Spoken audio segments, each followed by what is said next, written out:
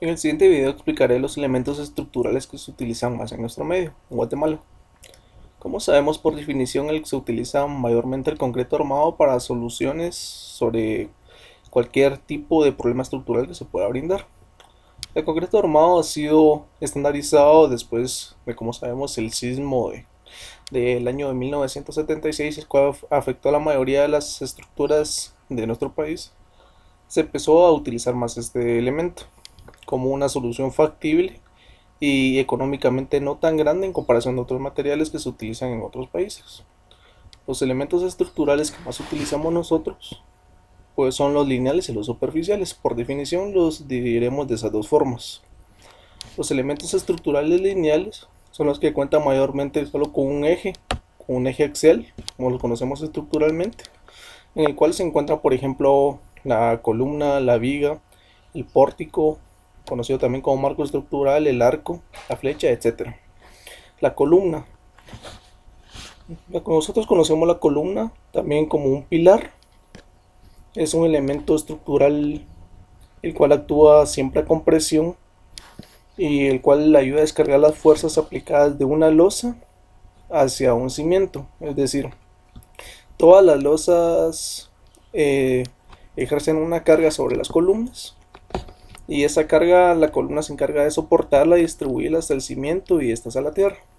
Son elementos muy importantes para dar continuidad y se utilizan mayormente en estructuras convencionales como viviendas y algunas alcanzan dimensiones muy grandes. Estas pueden ser esbeltas o robustas según su relación de la sección transversal y su longitud.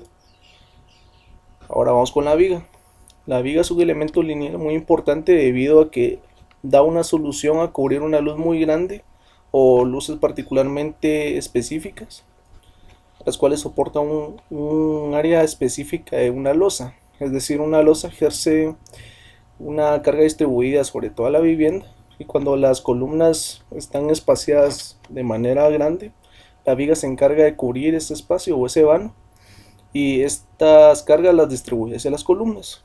Así que la viga es una opción muy interesante para poder cubrir luces un poco mayores y poder descargarse igualmente a las columnas.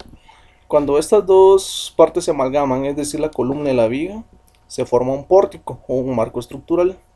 Por lo general, están formadas por dos columnas y una viga, y estas actúan como un elemento independiente, es decir, forman una parte monolítica entre dos columnas y una viga, y estas descargan hacia los cimientos correspondientemente. Actúan como un solo elemento estructural, por lo que no hay necesidad de aislarlo de otra manera o de darles otra solución estructural, ya que por sí mismos soportan el peso de una carga. Ahora, entre los elementos superficiales más utilizados están los muros, están los cimientos y están las losas. Empecemos con los cimientos. Los cimientos se pueden clasificar, depende su profundidad. Sabemos que pueden ser superficiales, semiprofundos, profundos y especiales. Los superficiales son los que se encuentran a una distancia a una profundidad, no mayor de 1 metro. Los semiprofundos son los que se encuentran a una profundidad mayor. Los profundos son los cuales ya superan los 2 metros, 2 metros 50 de profundidad, y los especiales se le denominan a los pilotes específicamente, ya que estos se utilizan más en suelos granularmente muy deficientes, como lo son las arenas de ubicaciones cerca del mar o donde se encuentra un cuerpo de agua muy grande.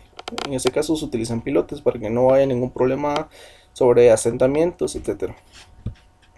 Entonces los cimientos también se pueden clasificar según su forma.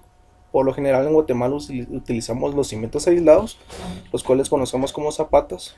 Están los cimientos corridos, los cuales pueden tener diferentes dimensiones, pero linealmente funcionan a lo largo de un eje, es decir, siempre van debajo de un muro soportando todas las cargas. Y están los cimientos corridos especiales también, los cuales conocemos en el medio como placas de cimentación, el cual soporta o cubre la mayor parte del área de la construcción específica. Esos son los elementos más utilizados. Por eso se le llama superficiales, porque cubren normalmente dos ejes a la vez, no solo es una carga axial. Ahora, con los muros los podemos distinguir según su función, si soportan cargas vivas o cargas muertas. Se le denominan específicamente muros de carga, muros sin carga, muros divisores, etcétera. Los muros divisores son comúnmente tablayesos o algunos muros que tienen específicamente la función de separar ambientes. Los de carga son los que ayudan a soportar una losa, y los perimetrales también pueden ser de carga, pero normalmente sirven únicamente para colindar con otras partes, para distinguir la colindancia. Ahora con las losas pueden ser de una dirección o bidireccionales. ¿Qué tipos de losas se utilizan más en Guatemala? Se utilizan las losas tradicionales, las cuales están compuestas de una armadura con canastas a cierta distancia. Están los bastones, tensiones, rieles, etc. Actualmente se ha utilizado mucho la alternativa de la losa prefabricada, conocida también como losa de billete o medida. Y es fácil de utilizar, más manejable, económica, y es una solución muy buena porque aligera la losa, ayuda a aligerar el peso de la losa. Para estructura metálica se utiliza también la losa acero, el cual es una lámina, ayuda económicamente también a eliminar la formaleta que si utilizamos actualmente. Es decir, la lámina actúa como formaleta, está soportada por vigas en varias direcciones, y encima de la lámina se coloca el electromae y se funde toda esa parte. Esos son los elementos lineales y superficiales que más utilizamos en nuestro medio.